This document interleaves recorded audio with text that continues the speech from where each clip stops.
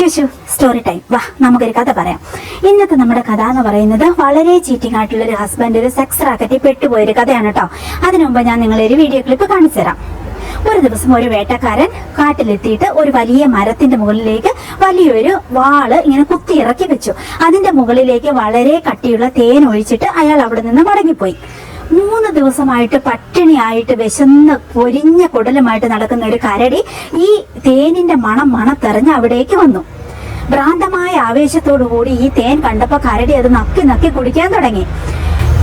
കൂടുതൽ രുചി തോന്നിയ കരടി നക്കി കുടിക്കുന്നതിന്റെ ഇടയ്ക്ക് വാള് കൊണ്ടിട്ട് ഈ ഒരു കരടിയുടെ നാവ് കുറെ ഭാഗം മുറിഞ്ഞു. അപ്പൊ ചോര ഒഴുകി ഈ തേനിലേക്ക് കലർന്നു തുടങ്ങി.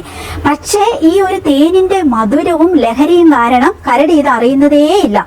സ്വന്തം രക്തം കൂടി ഈ ഒരു തേനിൽ കലരുന്നത് അറിയാതെ കരടി ഇത് നക്കി കുടിച്ചുകൊണ്ടേയിരുന്നു. കൂടുതൽ ഭ്രാന്തമായ ആവേശത്തോടു കൂടി കരടി തേൻ നക്കി കുടിക്കുന്നതിൽ കൂടി കൂടുതൽ വാള് കൊണ്ട് സ്വന്തം നാവ് മുറിഞ്ഞ് ചോരയെല്ലാം ഈ ഒരു തേനിലേക്ക് കലർന്ന അവസാനം ചോര മുഴുവൻ വാർന്നു പോയി കരടി അതിന്റെ ചോട്ടിൽ തന്നെ മരിച്ചു വീണു. പിറ്റേ ദിവസമായപ്പോ വേട്ടക്കാരൻ ഒരു ചെറു ചിരിയോടെ അവിടേക്ക് കടന്നു വന്നിട്ട് ഒരു വെടി പോലും ഉതിർക്കാതെ ഈ കരടിയുടെ തോല് ഉരിച്ചു മാറ്റി ചെറു ചിരിയോടെ തന്നെ മടങ്ങിപ്പോയി.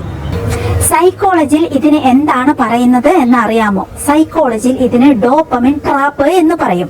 നമ്മളെ അപകടപ്പെടുത്തുന്നത്, തകർത്ത് കളയുന്നത് ശരിക്കും പറഞ്ഞിട്ടുണ്ടെങ്കിൽ ഭയമല്ല, മധുരമെന്ന് തോന്നുന്ന ചില ശീലങ്ങളാണ്. ആദ്യം ഇത്തരം ശീലങ്ങൾ നമുക്ക് വളരെയധികം സന്തോഷം തരും. പിന്നീട് നമ്മളെ പൂർണ്ണമായിട്ട് എന്താണ് നമ്മൾ നേരത്തെ കണ്ട വീഡിയോയിൽ നിന്ന് നമ്മൾ മനസ്സിലാക്കി എടുക്കേണ്ടത്? നമ്മുടെ ജീവിതം തകർക്കുന്ന പല കാര്യങ്ങളും ആദ്യം വളരെ മധുരമുള്ളതായിട്ട് തോന്നും. പക്ഷെ സെൽഫ് കൺട്രോള് ലൈംഗിക വികാരത്തിന് മുകളിൽ ഇല്ലെങ്കിൽ, ലോയൽറ്റിയുടെ മുകളിൽ ഇല്ലെങ്കിൽ, നമ്മൾ സ്വയം നേടി എന്ന് കരുതുന്ന സന്തോഷം തന്നെ ഒരു ദിവസം നമ്മുടെ സർവനാശത്തിന് കാരണമാകും.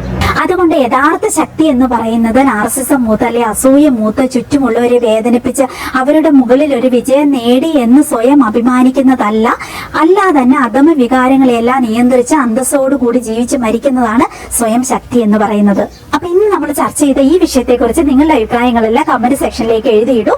ബൈ ദ വേ, ഒരു കാര്യം കൂടി പറഞ്ഞോട്ടെ, നമ്മൾ ഒത്തിരി ബ്യൂട്ടി പ്രൊഡക്റ്റുകൾ, സ്പൈസസും ഡ്രസ്സുകളും ഓർണമെന്റ്സും അതുപോലെ ചെടികളും അങ്ങനെ ഒത്തിരി പ്രൊഡക്റ്റുകൾ, കിച്ചൺ പ്രൊഡക്റ്റുകളും ഒക്കെ സെയിൽ ചെയ്യുന്നുണ്ട്.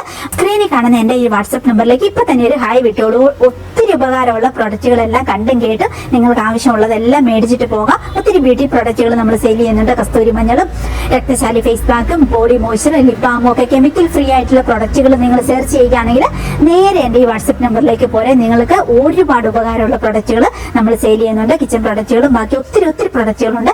www.wonderhealth.in എന്ന് പറയുന്ന നമ്മുടെ വെബ്സൈറ്റിൽ കയറി നോക്കിയിട്ടുണ്ടെങ്കിൽ നിങ്ങൾക്ക് ഈ പ്രൊഡക്റ്റുകൾ കാണാം.